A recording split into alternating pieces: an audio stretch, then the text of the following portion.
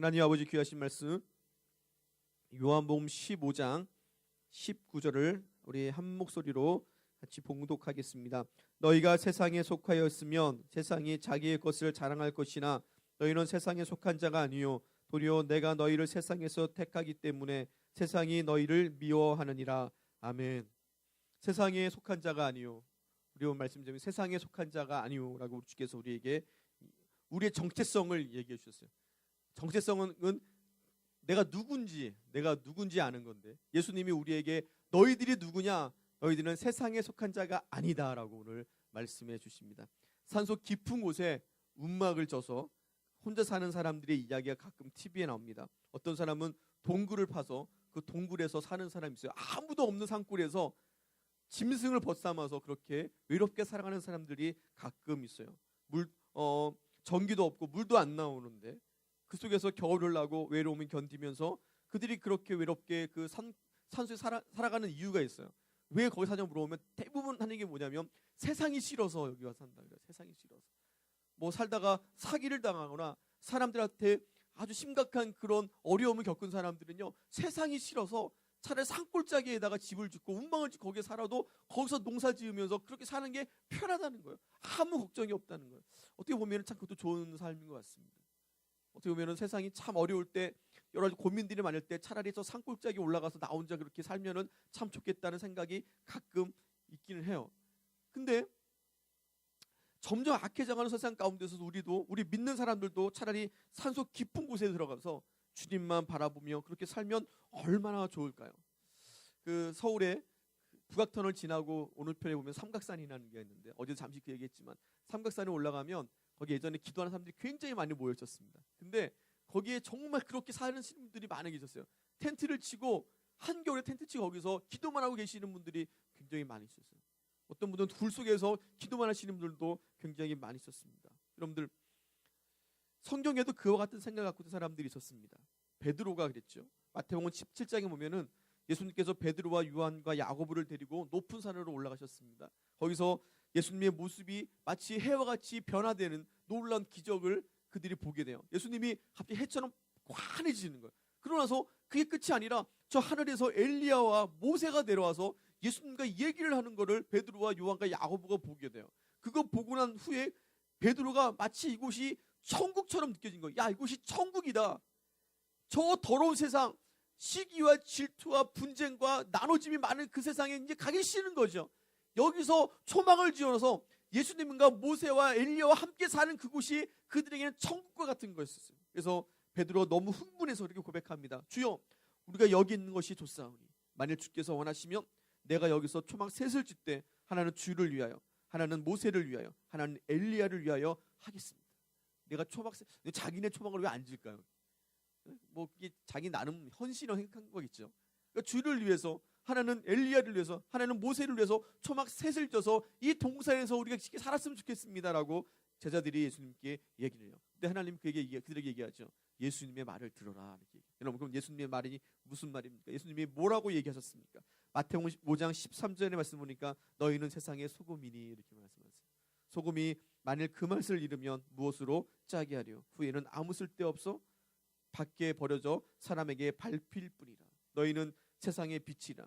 산 위에 있는 동네가 숨기지 못할 것이요 사람이 등불을 켜서 말 아래 두지 아니하고 등경 위에 드나니 이러므로 집안 모든 사람에게 빛이 있느니라. 이같이 너희 빛이 사람에게 비추게 하여 그들로 너의 착한 행실을 보고 하늘에 계신 너희 아버지께 영광을 돌리게 하라. 너희는 세상의 빛이고 소금이다. 산골짜기에 있는 게 아니라 너희는 세상 가운데 내려가서 그들에게 빛이 되어지고 그들에게 소금이 되어져야 되고, 그 너희들의 착한 행실을 통해서 너희들이 영광 받는 것이 아니라 하나님이 영광 받으셔야 된다. 그러니까 우리는 세상 가운데 있는 하나님의 영광이 되는 거죠. 우리를 통해 사람들은 하나님의 영광을 봐야 되고 하나님께 영광을 돌려야 돼요. 우리는 저 산골짜기에서 움막 지어놓고 거기서 평생 기도만 하고 있는 것이 하나님의 뜻은 절대로 아닙니다. 하나님은 내려오라 그러죠. 내려오라. 그래서 자꾸만 중도는 산 위에 올라가고 예수님 사람 내려와야 돼요. 근데 좀 바뀌어가지고 한국에는 절이 막 그 마을 한가운데, 막 도시 한가운데 절들이 막 생겨나기 시작했어요. 자꾸 믿는 사람들은 산꼭대기에 기도에 올라가고 참 이상한 세상이 되어버리고 많았습니다. 여러분들, 하나님께서 이 세상을 지으셨는데 이 세상은 창조주를 알지 못했습니다. 그래서 성경은 세상이란 개념을 하나님의 나라와 반대되는 개념으로 우리에게 보여주세요. 마태복음 16장 4절에 보니까 이 세대를 향하여 악하고 음란한 세대다. 이 땅의 이 세대를 악하고 음란한 세상이다 이렇게 말씀하세요. 마태복음 13장 22절에는 세상의 염려라는 말을 사용하셔서 이 세상에는 다 염려뿐이다라고 성경 우리에게 말씀해주고 있습니다. 하나님이 이 땅을 지으셨는데 창조주를 알지 못하고 사람들은 그가 세상에 계셨으며 세상은 그로 말미암아 지은 바 되었으되 세상의 그를 알지 못했습니다. 알지 못한 것뿐만 아니라 나중에는 그 창조들을 핍박했고 그 창조들을 십자가에 못 박아 죽였습니다. 그래서 우리는 이 세상의 어둠의 주관자들과 날마다 싸우며 살아야 돼요. 이 땅에서는 우리가 살아갈 동안에 이 세상의 어둠의 주관자들과 늘 싸우며 전투하며 전쟁하며 살아가야 됩니다. 베드로는 이 땅에서 이 세상에서 살고 있는 우리에 대해서 명확하게 정의를 내렸습니다. 베드로서 2장 11절에 보니까 사랑하는 자들아 거류민과 나그네같이 너희를 권하노니 영혼을 거슬려 싸우는 육체의 정욕을 제하라. 너희들은 나그네다. 이 땅에서 너희들은 나그네다. 나그네니까 너희는 나그네 뭐예요? 보양이는 하나님의 나라에 고향이 있으니까 너희 이 땅에 있을 때에 육체의 정욕을 제해야 된다. 베드로전서 1장 17절에 외모로 보시지 않고 각 사람의 행위대로 심판하신 이를 너희가 아버지라 부른즉 너희가 나그네로 있을 때에 두려움으로 지내라. 우리는 하나님 아버지를 하나님의 나라에서 뵈죠. 얼마 뒤면 우리는 갈 겁니다. 우리가 늙어서 가든 예수님이 오셔서 가든 다 갑니다. 아무도 안 갈 수는 없습니다. 여러분 김정일이가 그렇게 좋은 거 많이 먹어도 70세를 못 넘겼어요. 그거 보면서 야 어떻게 저 좋은 걸 많이 먹고 좋은 세상에 살면서 70세를 못 넘기고 죽을 거예요. 사람은 아무리 좋은 거 많이 먹어도 갈 때 갑니다. 갈 때 가요. 근데 가면 어디 가요? 하나님 앞에 서야 되죠. 하나님 앞에 섰을 그때를 두렵게 생각하는 거예요. 그러니까 이 세상에서 우리가 두려움으로 지내라는 거죠. 두려움으로. 왜냐하면 사람의 행위대로 심판하시기 때문에 그렇습니다. 우리는 이 땅에서 나그네로 살고 있습니다. 근데 그냥 나그네로 살고 있는 것이 아니라 우리가 이 땅에서 나그네로 살아가는 것은 주님께서 우리를 이곳에 보내셨기 때문입니다. 주님이 오늘 우리를 이 세상 가운데 있게 하셨고 보내셨어요. 요한복음 17장 18절에 아버지께서 나를 세상에 보내신 것 같이 나도 저희를 세상에 보냅니다 라고 주님이 기도하시는데 하나님 아버지가 나를 이 땅에 보내신 것처럼 왜 보냈어요? 그 땅에서 빛과 소금이 되고 그 땅에서 죄를 사하는 권세를 입어서 십자가에서 못 박혀 죽음으로 모든 화목의 제물이 되기 위해서 예수님이 오신 것처럼 나도 저희들을 그렇게 보냅니다. 예수님이 이 땅에서 행하셨던 그런 일들을 예수님은 우리가 하기를 원하는 거예요. 이 땅에서 그 목적을 가지고 내가 저희를 이 땅에 보냈습니다 라고 얘기하십니다. 그러면 우리가 어떻게 살아야 됩니까? 오늘 본문의 말씀은 그 문제에 대해서 정말 확실한 답을 보여주고 있어요. 너희는 세상에 속한 자가 아니다라는 거예요. 너희는 세상에 속한 자가 아니다. 그럼 우리는 어디에 속한 자입니까? 내가 너희를 세상에서 택하였다. 너희는 세상에 속한 자가 아는 이유가 뭐냐면 내가 너희를 이 세상에서 택했기 때문에 너는 나에게 속한 자다는 거예요. 너는 나에게 속한 자다. 여러분들은 세상에 속한 자가 아닙니다. 우리는 세상에 속한 자가 아니라 우리 교회는 세상에 속해 있는 교회가 아니라 우리 교회는 여러분들의 가정은 여러분들의 모든 식구들은 예수님께 속한 자입니다. 예수님께 속하여져 있는 사람입니다. 우리는 세상에 살고 있지만 세상에 속한 자가 아닙니다. 우리는 주님께서 택하셔서 주님께 속한 자입니다. 구약 시대에서요. 구약에서 정말 멋있게 살다가 하나님의 나라에 가신 분이 계세요. 물론 많겠지만 저는 그 중에 가장 멋있게 사신 분이 누구냐면 에녹이라고 합니다. 에녹. 창세기 5장 21절에 기록되어 있는 에녹. 에녹에 대해서 성경 길게 말하고 있지 않습니다. 단지 에녹에서 고작 4절이에요. 4절의 에녹을 이야기하고 있습니다. 여러분들 그 요셉의 이야기는 13장에 걸쳐서 나오잖아요. 근데 에녹은 단지 4절, 4절에 걸쳐 얘기하고 있지만 그 짧은 글을 통해서 하나님은 우리에게 강한 도전을 주십니다. 그는 300년간을 하나님과 동행하면서 하나님을 기쁘시게 했습니다. 그리고 하나님과 동행한 지 300년 만에 하나님은 그를 죽음을 보지 않게 하시고 천국으로 데리고 올라가셨습니다. 죽지 않고 천국에 올라가는 사람이요 성경에 2밖에 없어요. 죽지 않고 올라가는 사람이 누구? 엘리야와 에녹 2밖에 없습니다. 여러분들 에녹은 65세 때까지 별반 다름없이 세상에서 살았습니다. 근데 그에게 하나님께서 모든 것을 드리는, 그가 하나님께 모든 것을 드리는 전환점, 터닝 포인트가 있었던 일이 있었어요. 그게 뭐예요? 그게 무드셀라, 자기 아들 무드셀라를 낳은 일이었죠. 여러분 잘 알다시피 무드셀라는 역사상 가장 오래 산 사람입니다. 969살을 살았습니다. 근데 그럼 에녹이 무드셀라를 낳은 그 사건이 왜 그의 인생의 전환점이 되었습니까? 여러분, 무드셀라라는 이름은 두 가지 말로 나눠졌어요. 하나는 무트라는 말. 무트라는 말은 뭐냐면 죽음이라는 말이 있어요. 죽음. 그리고 살라크라는 말. 무드셀라 때 살라크라는 말은 보내다라는 말이 있습니다. 죽음을 보내다. 그러니까 무드셀라의 이름은 죽음을 보내다라는 경고가 그 이름 안에 있습니다. 참 놀라운 일은요, 무드셀라가 187세가 되는 해에 그의 아들 라멕을 낳았습니다. 라멕이 182세가 되는 해에 노아를 낳았습니다. 그리고 노아가 600살이 되던 해에 홍수가 나서 세상이 멸망을 당하게 됩니다. 다 더해보면 노아가 600세가 돼서 홍수가 나는 그 해가 무드셀라가 죽은 해예요. 969살로 죽은 해가 노아의 홍수가 나던 해였습니다. 여러분들 다시 말해서 무드셀라가 죽은 해 홍수가 나서 세상은 심판을 받게 됐습니다. 아마 하나님께서 에녹에게 이 사실을 무드셀라가 나는 그 해에, 무드셀라가 65세 때, 에녹이 65세 때 무드셀라를 낳을 그때에 하나님이 무드셀라를 통해서 하나님이 앞으로 그들 가운데 있었던 마지막의 경고를 보여주신 거죠. 심판의 경고인 거예요. 마지막 때의 경고를 보신 거예요. 그래서 유다서는 이렇게 얘기합니다. 유다서 1장 14절에 보면 아담의 7대 손 에녹이 이 사람들에 대하여 예언하여 이르되, 그러니까 창세기에는 에녹이 예언했던 말이 안 나오지만 유다서에는 분명히 에녹이 그들 가운데 예언했어요. 뭐라고 예언했냐면, 보라, 주께서 그 수만의 거룩한 자와 함께 임하셨나니 이는 무사람을 심판하사 모든 경건하지 않는 자가 경건하지 않게 행한 모든 경건하지 않는 일과 또 경건하지 않은 죄들이 주를 거슬려 한 모든 완악한 말로 말미암아 그들을 정죄하려 하심이라. 경고를 해요. 에녹이 그 민족들을 향해서 너희의 경고치 않음, 너희가 경건하게 살지 아니하는 그것, 하나님이 지으신 목적대로 살아가지 아니하는 그 일에 대해서 너희들이 반드시 심판을 당하게 될 것이라는 것을 에녹이 무드셀라를 낳음을 통해서 그들에게 전파하기 시작하는 거예요. 예언하기 시작하는 거예요. 근데 아무도 안 돌아온 거예요. 근데 아무도 돌아오지 않을지라도 그 경고를 받은 에녹은 세상 사람과 같이 살 수 없었던 거예요. 그 경고 안에 있었겠습니까?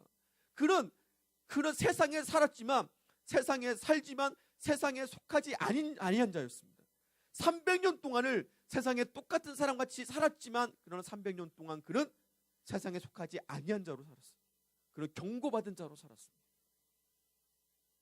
구약의 위경인 에녹서가 있습니다. 그 에녹서에도 이와 같은 이야기가 똑같이 기록되어져 있습니다. 하나님께서 에녹을 통해서 하나님의 심판을 외치게 하셨습니다. 그 하나님의 심판의 증거로 무드셀라를 그에게 주셨어요. 무드셀라는 하나님의 심판을 기억나게 했습니다. 에녹이 무드셀라만 볼 때마다 하나님의 심판을 보게 되는 거예요. 그 자식을 볼 때마다 하나님의 경고를 늘 그가 상기할 수밖에 없었습니다. 세상 사람들이 살아온 모습처럼 그렇게 그는 살아갈 수가 없었습니다. 그래서 그는 하나님과 동행하며 살았습니다. 그는 세상에 살았지만 세상에 속하지 아니한 자였습니다. 그에게는 세상 사람들이 없었던 거룩함이 있었습니다. 세상 사람들이 이 세상의 끝이다라고 마음껏 살았던 세상 사람들과 달리 그는 하나님의 경고를 보면서 그렇지 않게 살았습니다. 우리의 문제는 여기에 있습니다. 우리는 주님의 오심도 기다리고 있고 주님의 심판도 알고 있습니다. 근데 우리의 모습은 에녹과 같은 삶이 전혀 아니라는 겁니다. 분명한 것은 내가 잘못 믿고 있든지 아니면 내가 안 믿고 있든지 둘 중에 하나입니다. 우리가 은혜를 받으면 잠시 동안 우리는 에녹처럼 살아요. 잠시 그렇게 살아요. 근데 시간이 지나면 또 세상에 속한 자로 살아갑니다. 에녹은 하나님이 그를 데려가실 때까지 300년을 그렇게 살았습니다. 아마 하나님이 데려가지 않았으면 더 그렇게 살았을 거예요. 그가 어떻게 하나님과 동행하였는지 창세기에 기록되어있지 않지만 히브리서에는 이렇게 말씀하고 있습니다. 히브리서 11장 5절 6절을 보면 믿음으로 에녹은 죽음을 보지 않고 옮겼으니 하나님이 저를 옮기심으로 다시 보지 아니하니라. 저는 옮기우기 전에, 중요해요 여러분들, 저는 옮기우기 전에 하나님을 기쁘시게 하는 자라는 증거를 받았다.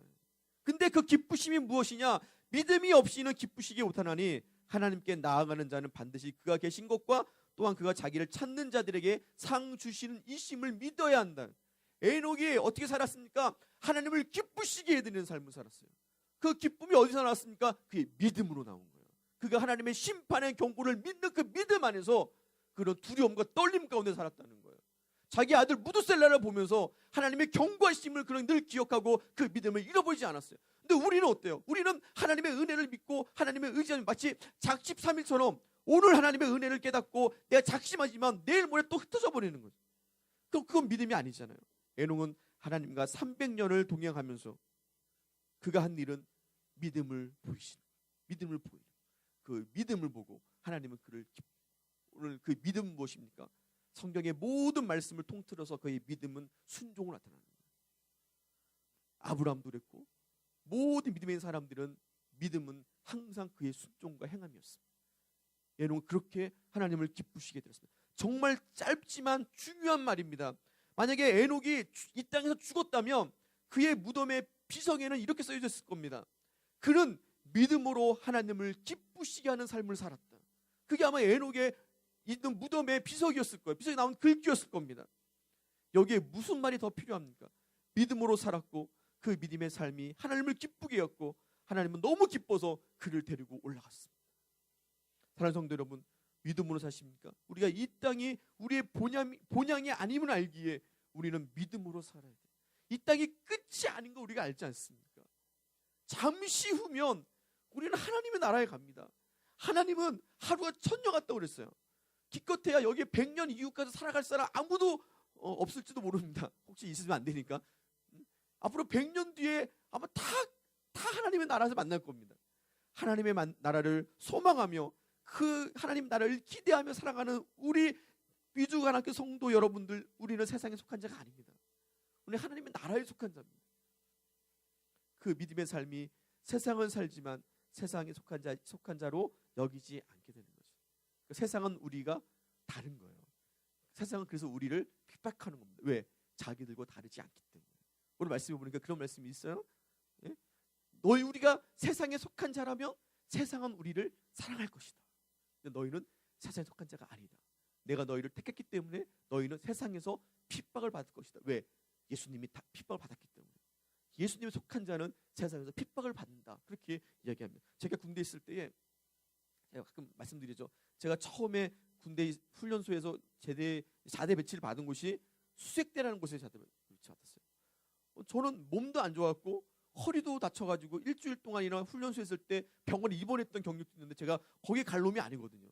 근데 우리 부대에서 제일 힘든 그 수색대로 보냈어요. 나는 거기 왜 왔는지도 몰랐어요. 너무 힘든 거예요. 고참들도 무섭고 맨날 하는 것도 무섭고 막 그래요. 맨날 혼나고 막 그랬어요. 근데 나중에 알고 봤는데 제가 좋은 길로 빠질 여러 가지 기회가 있었는데도 저를 안 빼주는 거예요. 좋은 보식들이 있었는데 못 가게 하는 거예요. 나중에 알고 보니까 저는 그 수색대에 속해 있는 자가 아니었어요. 이미 저는 훈련소에서 자대 배치를 받을 때 위에서 저를 사단장의 당번으로 뽑아놓은 상태였어요. 그리고 저는 제 소속은 본부대였어요. 본부대였는데 이등병이 오자마자 사단장 당번을 하면은 버릇 나빠진다고 아무도 모르게 저를 수색대로 집어넣어버린 거예요. 거기서 고생하고 와라. 그래서 일병 갈 때까지 고생하고 오면 우리가 너 훈련 받고 군기 팍 들어서 와라 이렇게 보낸 거였어요. 근데 저만 모르는 거예요. 그러니까 우리 수색대 대장은 아니까 저를 이렇게 자기네 부대 사람처럼 안 해주는 거예요. 고참들도 저를 별로 신경을 안 써주는 거예요. 왜 그래요, 여러분들? 나는 그 부대 사람에 속한 자가 아니기 때문에 그래요.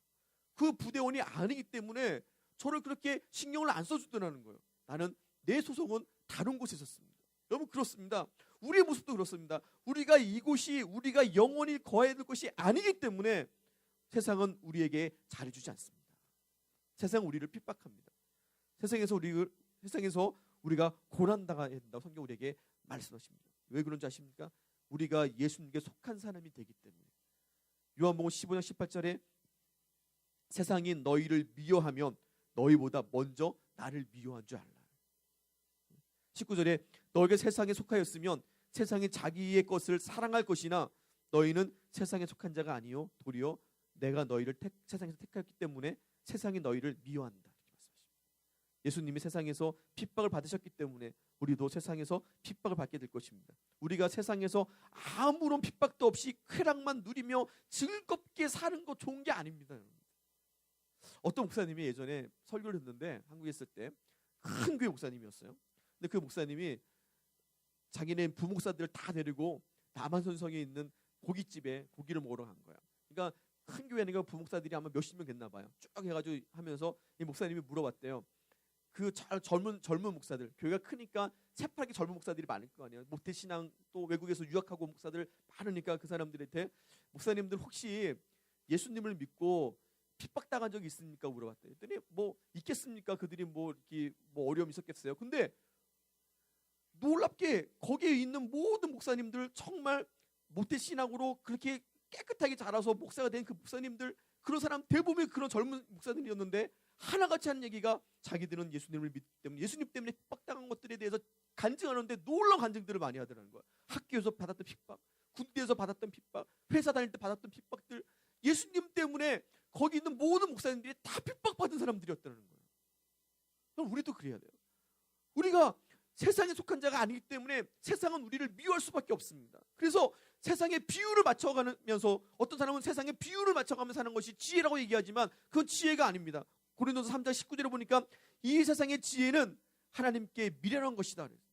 기록된 바 지혜 있는 자들로 하여금 자기의 괴울에 빠지는 것이라 하였고, 또 주께서 지혜 있는 자들의 생각을 헛것으로 아신다.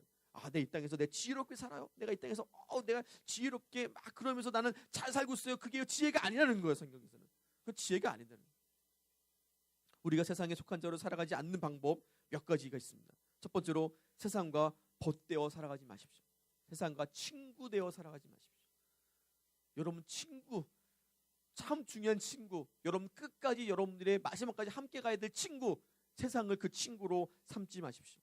야고보서 4장 4절에 가늠하는 자들이요, 가늠하는 여자들이요, 세상과 벗된 것이 하나님의 원수됨을 알지 못하느냐. 그런즉 누구든지 세상과 벗이 되고자 하는 자는 스스로 하나님과 원수가 되게 하는 것이다. 우리가 세상과 친구 되어서 그 세상과 손잡고 짝짝꿍거리며 나아가면 그건 하나님과 원수 받는 것이라는 겁니다. 하나님과, 물론 여기에는 여자들이 이렇게 얘기하지만 그 안에는 우리 모두가 포함되어져 있습니다. 세상을 사랑하는 것은 우리가 가늠한 일이다. 성경이 말씀합니다. 우리가 세상을 사랑하면 그건 가늠한 일이다. 하나님은 질투하신 하나님이세요. 그러니까 우리 세상을 더 사랑하면 하나님은 우리를 빼앗기지 않으시려는 거예요. 두 번째로, 세상에 썩어질 것을 위해 살아가지 마십시오. 베드로후서 1장 4절에 보니까 이로써 그 보배롭고 지극히 큰 약속을 우리에게 주사 이 약속으로 말미암아 너희로 정욕을 인하여 세상에서 썩어질 것을 피하여 신의 성품에 참여하는 자가 되게 하라. 신의 성품에 참여하는 자, 어떤 자입니까? 세상에 썩어질 것으로 인하여 살지 않는 자, 세상에 썩어질 것에 내 모든 삶에 관심이 집중되어지지 않은 자. 제가 참, 저희 사촌 형이, 제가 주일학교 다닐 때 우리 교회 선생님이었어요. 참 믿음이 좋은 형이 있어요. 근데 그 형이 모남이라는 회사를 다녔어요. 근데 주일학교 때 교회 행사가 많잖아요. 성탄절에 뭐 발표회도 하고 뭐. 근데 항상 교회 와 있는 거야. 내가 그 형한테 물었어요. 형은 회사 안 다녀? 왜 맨날 교회 와 있어? 근데 그 형이 뭐라고 하냐면, 나는 하나님의 일이 본업이야. 세상 일은 부업이야. 나는 교회 일이 본업이고 내가 모나비에서 다니는 것은 내 부업이야. 그렇게 얘기를 하더라고요. 그 어렸을 때 제가 초등학교 5학년, 4학년 5학년 때 그 형에게 들은 그 얘기가 잊혀지지가 않아요. 하나님의 일이 자기는 본업이고 세상이 자기의 부업이라는 거예요. 여러분들, 어떤 사람이 밭을 갈다가 그 속에서 많은 보화가 숨겨져 있는 것을 발견했습니다. 마태복음 13장에 있는 말씀이죠. 근데 그 사람이 그 보화를 보고 집에 돌아가서 그 땅이 자기 땅이 아니니까 자기에 있는 모든 것들 다 팔아서 그 밭을 샀어요. 그 밭이 좋아 산 게 아니에요. 그 속에 있는 보화 때문에 산 거죠. 그 보화가 예수 그리스도입니다. 그 보화가 구원이에요. 세상의 모든 것을 다 팔아도 우리가 사야 될 것은 하나님의 나라인 거죠. 예수 그리스도인 거예요. 그게 부합니다. 누가복음 12장 33절에 보니까 너희 소유를 팔아 구제하여 낡아지지 아니한 배낭을 만들라 그랬습니다. 곧 하늘에 둔 바 다함이 없는 보물이니 거기는 도둑도 가까이 하는 일이 없고 좀도 먹는 일이 없느니라. 우리는 이 세상에 속한 자가 아닙니다. 그렇기 때문에 우리의 보물을 이 땅에 있는 것이 아니라 우리의 보물은 하나님의 나라가 되어야 됩니다. 하나님의 나라가 우리의 보물이 되어야 돼요. 그래서 누가복음 12장 34절에 너희 보물이 있는 곳에 너희의 마음이 있느니라 그랬습니다. 제가 예전에 그 얘기 했나요? 했을 것 같은데, 우리가 결혼하고 나서 저희 교회가 결혼하고 둘이 월급이 합쳐서 90만 원이 채 안 됐을 때였어요. 근데 우리 교회 뒤에 휘장을, 그때는 왜 휘장이 자주색으로 쫙 휘장을 하잖아요. 근데 목사님이 그 자주색 휘장을 누가 좀 했으면 좋겠다 그러는데, 집사람이랑 나오고 우리 신혼 때였는데 우리가 좀 했으면 좋겠다는 마음이 생기더라고요. 우리가 했으면 좋겠다. 그래서 우리가 했어요. 100만 원, 그게 딱 100만 원 들었어요. 우리 한 달 월급이 다 거기 딱 들었는데요. 그 휘장을 딱 했는데 목사님은 안 보이고 휘장만 보이는 거야. 아, 저 내가 했는데. 아, 저거 내가 내 돈 들어가니까 거기 관심이 들어가. 교회 일은 그렇습니다. 여러분, 교회 일은 내 손이 가면 거기에 늘 내 관심이 들어가요. 그래서 주님의 일을 해야 되는 거예요. 물론 그거에서 교만하면 안 되겠지만, 그럴 수도 있겠지만 그러면 안 돼요. 그건 안 되고, 내가 무엇인가를 할 때 그 안에 내 피와 내 땀과 내 희생이 들어가면은 그게 은혜가 되는 거예요. 그게 은혜예요. 그래서 내 보물이 있는 곳에 내 마음이 있게 돼요. 우리가 하나님의 나라에 내 보물이 있는 것을 알면 그 나라에 내 마음이 계속 가게 되는 거죠. 가게 되는 거예요. 여러분들, 집에 먹다 남은 누룽지가 있어도요, 예전에 학교에서 공부가 잘 안 됐어요. 여러분 안 그랬습니까? 집에 먹다 남은 누룽지가 있어도 누가 먹을까봐 집에 학교에서 공부가 안 됐어요. 빨리 끝나고 가가지고 누룽지 먹어야지, 그 생각밖에 안 들었습니다. 하늘에 여러분들의 보화가 있다 생각해 보십시오. 영원히 우리가 살아야 될 그 하나님의 나라에 우리의 보화가 있다고 생각해 보십시오. 우리의 마음은 하늘에 있고 하나님의 것에 있을 수밖에 없습니다. 썩어질 것, 세상에 썩어질 것을 위해서 살지 마십시오. 우리의 보화는 하늘에 있습니다. 세 번째로, 우리를 미혹하는 것들에 대해서 잘 분별해야 돼요. 요한일서 4장 1절에 보니까 사랑하는 자들아, 영을 다 믿지 말고 오직 영들이 하나님께 속하였나 시험하라. 많은 거짓 선지자가 세상에 나왔습니다. 이 세상에 거짓 선지자와 적그리스도는 다른 거예요. 거짓 선지자는 예수님을 믿으면서 거짓된 증거하는 사람이에요.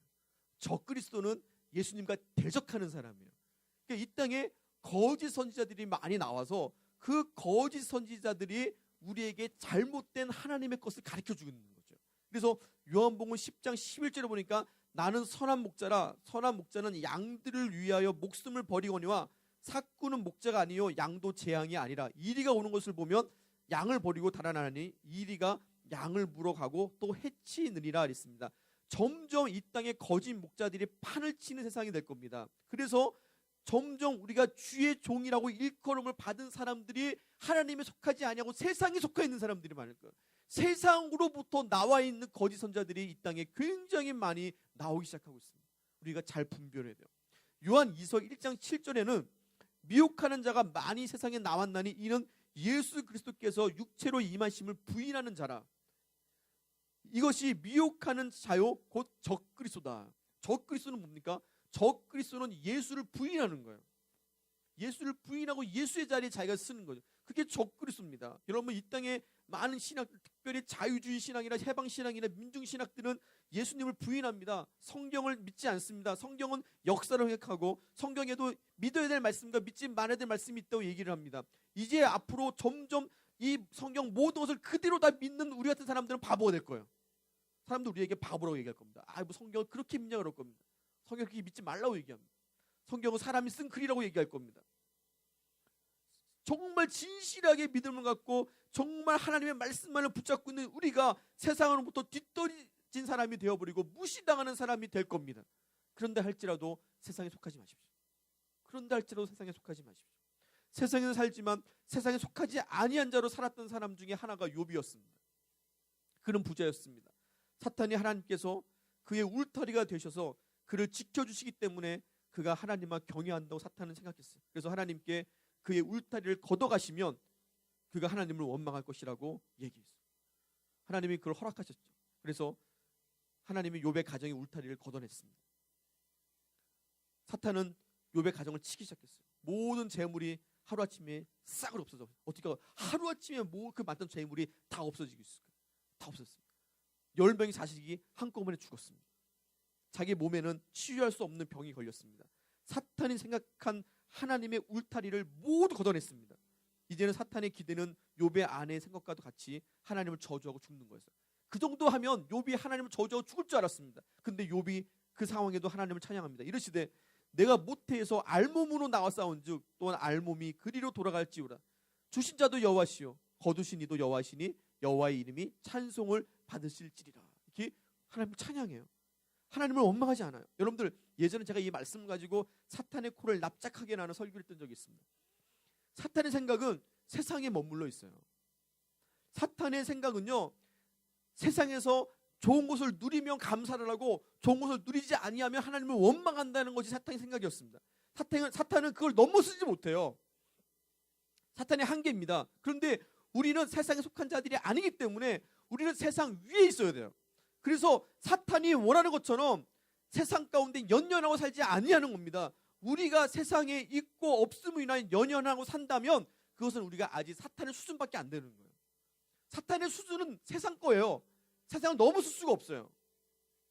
히브리서 11장 38절에 보면은 이런 사람은 세상에 감당하지 못하는 이라 그랬습니다. 세상에 감당할 수 없는 사람은 사탄이 생각하는 그 수준을 넘어선 사람이에요.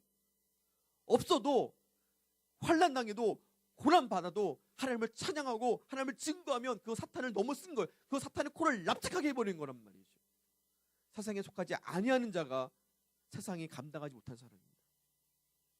하나님이 우리를 위하여 좋은 것으로, 분명히 좋은 것으로 우리에게 예비하였음을 믿고 환난과 핍박을 견뎌낸 사람이었습니다. 조롱과 채찍질과 결박과 옥에 갇히는 것과 시련과 돌로 치는 것과 톱으로 켜 죽는 것과 시험과 칼로 죽임을 당하는 것과 양과 염소의 가죽을 입고 유리하여 궁핍과 환난을 당한다 할지라도 그들은 그보다 더 나은 하나님의 것을 바라봤습니다. 더 나은 하나님, 자기가 속해져 있던 저 하나님의 것을 바라봤기 때문에, 하늘의 부활을 봤기 때문에 그는 이 땅의 것을 취하려고 생각하지 않았습니다. 사도 바울이 복음을 전하다가 그가 가끔 얘기했던 일이 있습니다. 그게 뭐냐면 자기 신분에 관한 이야기였어요. 그는 유대인으로 태어났지만 날 때부터 로마의 시민권을 갖고 태어난 사람이었습니다. 당시 로마의 시민권을 갖고 있다는 것은 많은 혜택을 누릴 수 있는 수단이었습니다. 하지만 바울은 로마의 시민권을 통해서 자기의 유익을 취한 적이 한 번도 없습니다. 놀랍지 않습니까? 참 놀라운 일이죠. 그가 매를 맞아야 될 때도 로마의 시민권이 있다는 것을 알게 되면 그들이 매를 못 때렸어요. 근데 그는 로마의 시민권이 있다는 얘기를 한마디도 하지 않고 그 매를 고스를 다 맞았습니다. 로마의 시민권이 없는 자와 같이 그렇게 결박을 당했습니다. 그러나 그가 그런 중에도 자기가 로마의 시민권이 있다는 얘기를 한마디도 하지 않았어요. 그가 로마의 시민권이 있다는 얘기를 한 번 한 적이 있어요. 그게 뭐냐면 자기가 복음을 전하기 위해서, 로마의 복음을 전하기 위해서 내가 황제에게 재판을 받아야겠다. 그때 얘기할 때 나는 로마의 시민이다. 내가 로마의 시민권을 갖고 있다. 복음을 위해서 말고는 한 번도 로마의 시민권이 있다는 걸 자랑하지 않았습니다. 그는 핍박을 주를 위해 받는 고난을 면하기 위해서 자기의 세상의 시민권을 사용하지 않았습니다. 여러분들, 마지막에 바울을 붙잡았던 천부장이 바울이 로마의 시민권을 갖고 있다는 사실을 알고 깜짝 놀라죠. 그에게 물어봐요. 야, 나는 이 로마의 시민권을 돈 주고 샀는데 넌 어떻게 살았냐? 어떻게 얻었냐? 나는 날 때부터 갖다. 깜짝 놀라죠. 이 로마의 이 백부장은 돈을 들여서 거기 흥해 보니까 많은 돈을 들여서 로마의 시민권을 샀습니다. 그래서 그 로마의 시민권을 통해서 세상의 지위를 얻었어요. 천부장이라는 지위를 얻었습니다. 근데 그렇게 귀한 많은 돈을 주고 사야만 했던 로마의 시민권을 바울은 한낱 배설물같이 여겼습니다. 왜 그랬는지 아세요? 그는 하나님께 속한 자였기 때문에 그래요. 빌립보서 3장 20절에 보니까 그러나 우리의 시민권은 하늘에 있는지라. 바울이 얼마나 멋있습니까? 자기가 로마의 시민권이 있다고 자랑하지 않았어요. 나의 시민권은 하늘에 있느니라. 거기로부터 구원한 자 곧 주 예수 그리스도를 기다린다. 내 시민권은 저 하늘에 있다. 이 땅의 그 무엇도 하나님의 것과 비교할 수 없다는 것을 바울은 알았습니다. 로마의 시민으로 사는 것보다 하늘의 시민권을 가지고 사는 것이 그에게는 더 큰 기쁨이었습니다. 사랑하는 성도 여러분, 2012년도가 밝았습니다. 올해 제가 기도하면서 우리 미주가나안교회가 추구해야 될 올 하나의 목표를 뭘로 잡을까 기도하는 중에 세상에 속하지 않은 성도, 세상에 속하지 않은 교회라는 표현을 정했습니다. 한쪽으로는 우리의 열망이 부흥이잖아요. 그래서 부흥에 관한 얘기를 하려서 수일 내에 부흥케 하소서 막 그런 거 막 성령의 불로 막 그런 거 하려고 그랬어요. 근데 그것도 좋은 거겠죠. 근데 그보다 더 중요한 것은 이 땅에서 우리가 무엇을 추구하며 살아가야 하느냐. 교회는 부흥되고 성도는 많아지는데 다 세상에 속해서 세상 것, 세상에 주는 쾌락만 따라 산다면 예수님 앞에는 아무 유익이 없습니다. 우리 교회가 부흥하는 것, 오늘 사모님이 기도했던 것처럼 하나님 안에 있는 겁니다. 우리가 한다고 되는 게 아니에요. 오늘 아침에 한인 전도사님이 아침에 새벽까지 전화가 왔어요.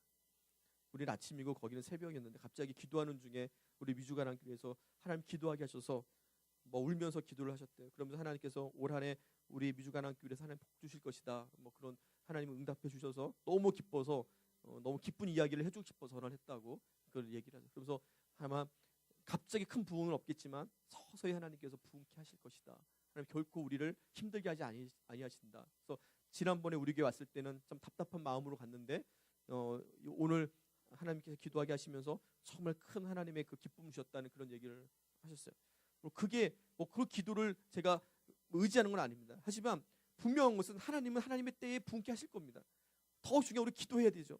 정말 그것을 우리는 쉬지 않고 하나님이 하실 때니까 우리는 가만히 손 놓고 있는 게 아니라 우리는 더 열심히 전도하고 더 열심히 우리 가나안교회 자랑하고 더 열심히 우리가 예배하고 더 열심히 기도해야 됩니다. 그러면 하나님께서 분명히 우리에게 속하신 하나님의 뜻 가운데 부흥케 하실 겁니다. 근데 그 부흥보다 더 중요한 것은 그 부흥 가운데 온 모든 사람들이 하나님께 속한 자라고 알고 깨닫고 나가는 거예요.